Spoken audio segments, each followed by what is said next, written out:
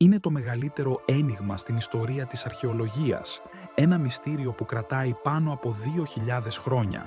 Μιλάμε για τον άνθρωπο που σε ηλικία μόλις 33 ετών είχε κατακτήσει τον γνωστό κόσμο.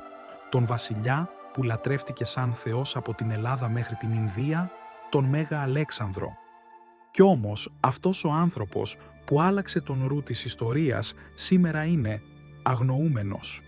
Ο τάφος του, το περίφημο σώμα που κάποτε ήταν το κέντρο του κόσμου και τόπος προσκυνήματος για αυτοκράτορες, έχει εξαφανιστεί από προσώπου γης.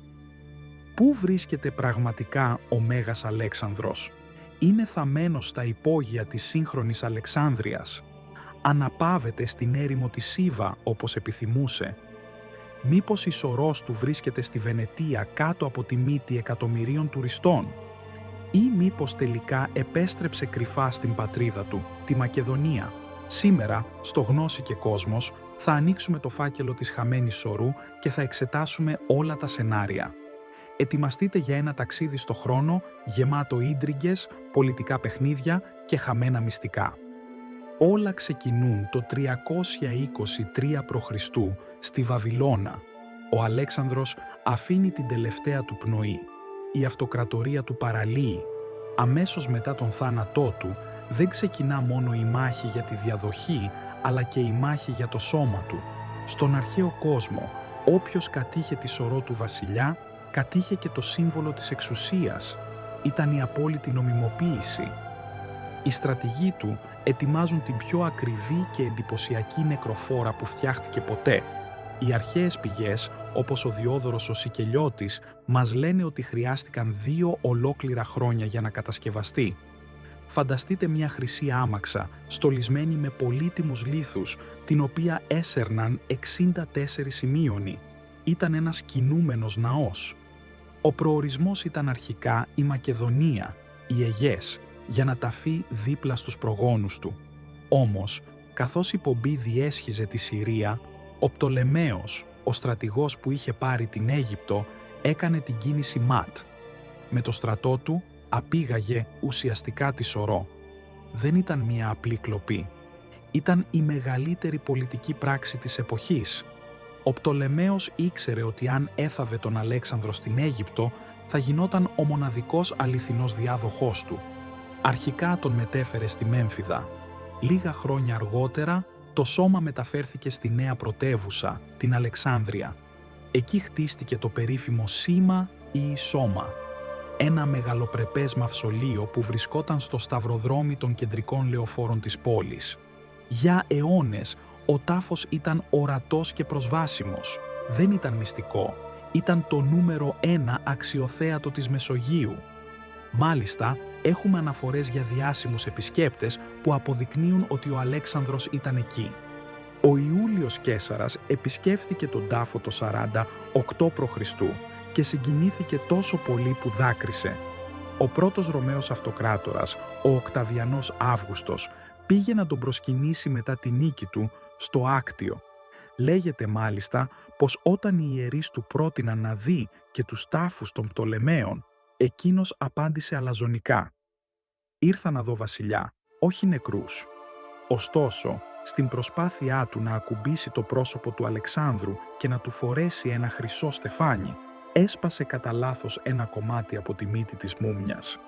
Αργότερα, ο τρελός αυτοκράτορας Καλιγούλας λέγεται ότι έκλεψε το θώρακα του Αλεξάνδρου και τον φορούσε στη Ρώμη για να παριστάνει το Θεό.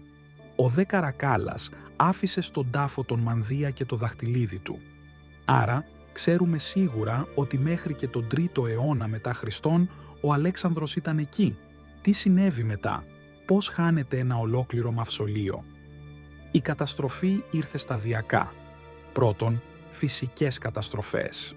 Η Αλεξάνδρεια χτυπήθηκε από τρομερούς σεισμούς και τσουνάμι, ειδικά το 365 μετά Χριστόν, που βύθισαν μεγάλο μέρος της βασιλικής συνοικίας κάτω από τη θάλασσα.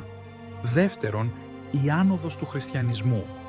Όταν ο αυτοκράτορας Θεοδόσιος κήρυξε το χριστιανισμό ως επίσημη θρησκεία και απαγόρευσε την ειδωλολατρία το 391, οι φανατικοί άρχισαν να καταστρέφουν τους παγανιστικούς ναούς.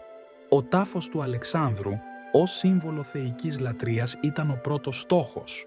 Από τον 5ο αιώνα και μετά οι αναφορές σιγούν. Το σώμα χάνεται στη λύθη. Και εδώ αρχίζουν οι θεωρίες που μας απασχολούν μέχρι σήμερα. Θεωρία πρώτη και επικρατέστερη για πολλούς.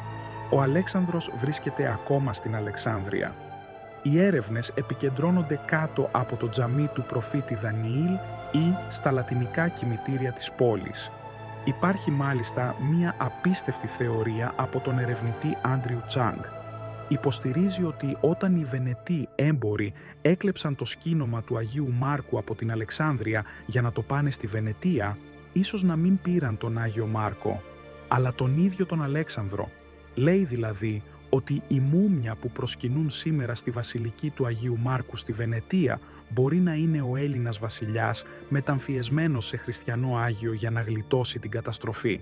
Αν αυτό ισχύει, ο Αλέξανδρος κρύβεται σε κοινή θέα. Θεωρία δεύτερη. Η όαση της Σίβα. Ο Αλέξανδρος είχε πει ότι ήθελε να ταφεί εκεί, κοντά στον πατέρα του, τον Άμμονα Δία. Τη δεκαετία του 90, η ελληνική αποστολή με την αρχαιολόγο Λιάννα Σουβαλτζή ανακοίνωσε ότι βρήκε τον τάφο. Μίλησε για επιγραφές, για μακεδονικά σύμβολα, για έναν τάφο βασιλικών διαστάσεων. Όμως η ανασκαφή σταμάτησε ξαφνικά. Οι Αιγυπτιακές αρχές αφαίρεσαν την άδεια, δημιουργώντας ένα τεράστιο κύμα φημών. Υπήρξε πολιτική παρέμβαση. Φοβήθηκαν οι δυνάμεις της εποχής την ανακάλυψη ενός τέτοιου μνημείου σε Αιγυπτιακό έδαφος.